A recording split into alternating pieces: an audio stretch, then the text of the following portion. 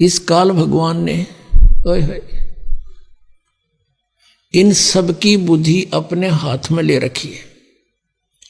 जैसे गीता जी अध्याय नंबर 7 के श्लोक नंबर 8, 9, 10 में कहता है ये कि अर्जुन बुद्धिमानों की बुद्धि, बलवानों का बल मेरे हाथ में है। अब जैसे जब चाहे इनकी बुद्धि ऑफ कर दूं, जब चाहे इनकी ताकत खत्म कर दूं, जब चाहे दे दूं। जैसे श्री रामचंद्र अर्थात विष्णु जी की पत्नी सीता जी का अपहरण हो गया था, उसने बुद्धि ऑफ कर दी काल ने श्री रामचंद्र जी की। उसको ये नहीं पता मेरी पत्नी कौन उठा ले गया। और उधर से ऊपर से पार्वती और शिव देख रहे थे। शिव जी ने प्रणाम किया, रामचंद्र जी रो रहे थे, डकरा रहे थे, वृक्षों से लिपट रहे थे। तो पार्वती ने कहा कि आप किसको प्रणाम कर रहे हो? कि सामने भगवान विष्णु को प्रणाम कर रहा हूं। पार्वती जी ने देखा वो तो एक व्यक्ति है, रो रहा है। भगवान कभी रोते हैं? मैं नहीं मानती है भगवान, मैं परीक्षा लूंगी इसकी।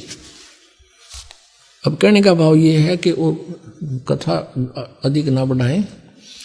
पार्वती जी भगवान शिव जी से के समय तक बोली कि नहीं, सामने कहने लगी मैं नहीं परीक्षा लूंगी।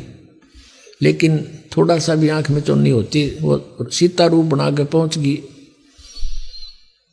रामचंद्र जी के सामने खड़ी होगी। श्री रामचंद्र जी ने देखते ही बता दिया कि हे दक्ष पुत्री, यहां कैसे आई? भगवान शिव को कहां छोड़ आई?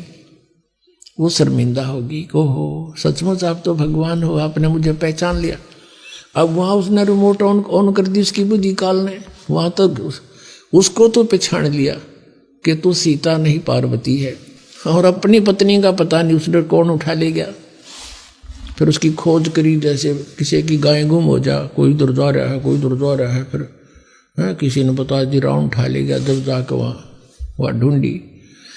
जैसे अर्जुन जब श्री कृष्ण जी के पैर में विषाक्त तीर मार दिया, श्री कृष्ण जी अंतिम सांस गिने थे और पूरा यादवकुल आपस में लड़कर मर गया दुर्वासा जी के श्रापवश। श्री कृष्ण जी दुर्वासा के श्राप का भी नाश नहीं कर सका। उसमें केवल औरतें शेष रहेगी, नर यादव सभी मर गए। जो गर्भ में थे वो बच्चे तो शेष थे ही। तो श्री कृष्ण जी ने कहा कि आप सभी औरतों को वहां ले जाओ, यहाँ लोग नर पुरुष रहे नहीं, आसपास ये जंगली लोग इनकी इज्जत बेइज्जती करेंगे। अर्जुन श्री कृष्ण जी की मृत्यु के उपरांत उनको लेकर चल पड़ा।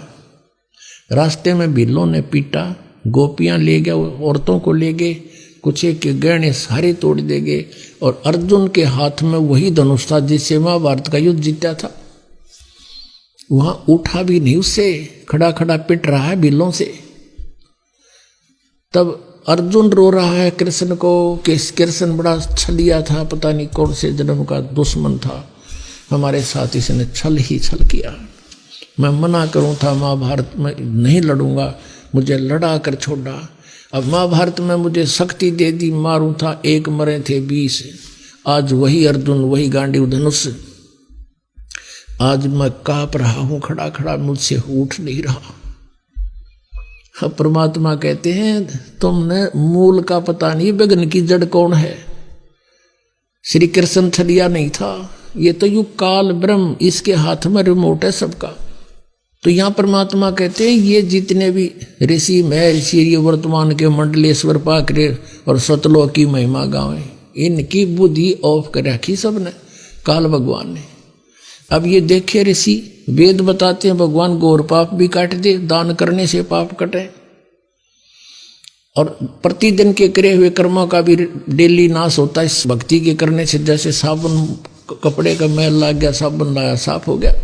हम डेली सत भक्ति करते हैं, इससे जो अनजाने के कर्म होते हैं वो भी पाप नाश होते हैं हमारे। और प्रारब्ध तो होने हैं।